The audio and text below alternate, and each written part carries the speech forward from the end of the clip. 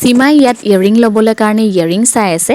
প্ৰথমতেতো তাই ল'লে বাটাৰফ্লাই শ্বেপৰ এযোৰ ইয়েৰিং, তাৰপিছতে ল'লে এইযোৰ। আমি ভাবিলোঁ লেমন ছ'ডা খাওঁ, তাত আছিল সেইকাৰণে লেমন ছ'ডাও খালোঁ। আৰু ইয়াত যে ইমান মৰম লগাই চৰাই আৰু বাঁহ ওলাইছে, কিন্তু মোৰ এনেকুৱা ঘৰত এটা আছেই সেইকাৰণে নল'লোঁ।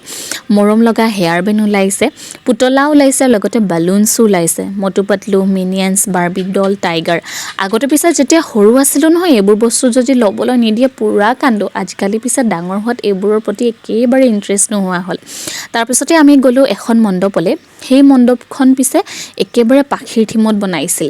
ৱেলকামিং গেটখন একেবাৰে পাখিৰ পৰাই আৰম্ভ কৰিছে। আৰু ইয়াত দেখিছেনে ধুনীয়াকৈ পখিলা বনাইছে, তাৰ ভিতৰত লাইটো ভৰাই দিছে। তাৰপিছত আৰু এখন মণ্ডপলৈ গ'লোঁ।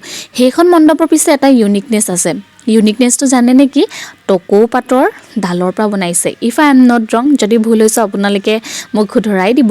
এয়া চাওক কিমান যে ধুনীয়াকৈ বনাইছে, আৰু তাৰ ওপৰত একদম কালাৰো মাৰি দিছে। তাৰপাছতে আমি আৰু এখন মণ্ডপলৈ গ'লোঁ। সেইখন মণ্ডপো পিছে বিৰাট ধুনীয়া আছিল, তাত পিছে একেবাৰে থাৰ্মকলৰ পৰাই বনাইছে।